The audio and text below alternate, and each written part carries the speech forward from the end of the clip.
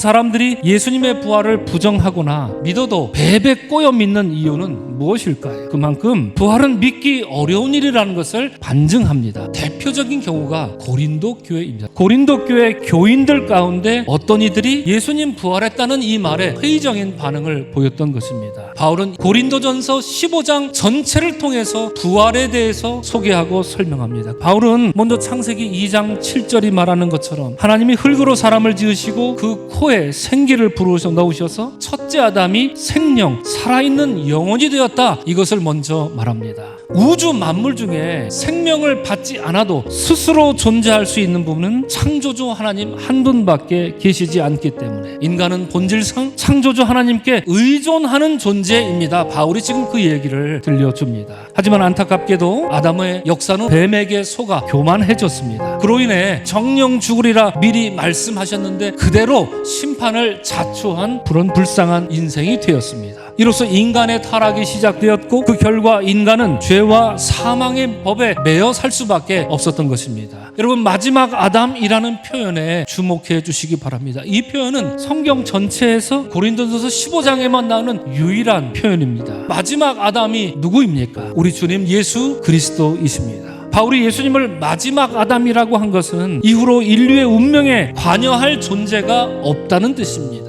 예수님만이 하나님 구원을 위한 최종 종결자가 된다라고 하는 것입니다. 그러면 마지막 아담이신 예수께서 최종 종결자로서 행하신 일은 어떤 일이었습니까? 첫째 아담이 생명받은 자에 불과했다면 마지막 아담은 살려주는 영, 즉 생명을 주시는 자로 이 땅에 오셔서 이 땅에 사셨다. 그리고 부활하셨다. 지금 그 얘기를 바울이 들려줍니다. 첫째 아담은 의존적이지만 마지막 아담은 오히려 공급해 주는 분이십니다. 바울은 첫째 아담과 마지막 아담을 땅과 하늘로 비교하고 있는데요. 첫째 아담은 원래 없었습니다. 창조주 하나님이 그를 창조하셔서 이 세상에 있게 만든 존재가 바로 첫째 아담입니다. 그러나 둘째 아담이신 예수 그리스도는 없었던 적이 없습니다. 무에서 유를 만드신 창조주께서 이미 존재하고 있던 몸을 새로운 몸으로 바꾸는 일이란 이 얼마나 쉬운 일입니까? 이런 이유로 바울은 주님의 부활을 의심하는 자들에게 흙으로 아담을 만드신 하나님을 여러분이 믿는다면 죽을 몸을 신령한 몸이 되게 하신 일을 그거 의심하지 마십시오 라고 권면합니다. 창조주 하나님에게 있어서 부활은 기적이 아닙니다. 오히려 창조주 하나님에게 이러한 일들은 일관된 행동이기 때문입니다.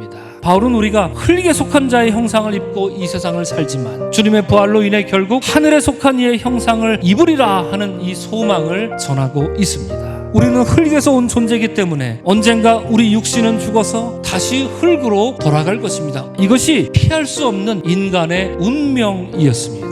그러나 그게 끝이 아닌 것은 바울이 말하듯이 우리는 하늘에 속한 분, 곧 마지막 아담의 형상을 입을 것입니다. 이것이 부활을 믿는 모든 믿는 자들에게 허락하신 새로운 소망이요 새로운 운명이 되는 것입니다. 여러분 안에 이미 마지막 아담의 생명이 들어와 있음을 믿으시기를 바랍니다. 이로써 우리에게 승리를 주시는 분께 감사하며 더욱 굳건하게 서서 부활의 소망으로 살고 부활의 증인으로 살아가는 우리 모두가 될 수 있기를 주 이름으로 간절히 축원합니다.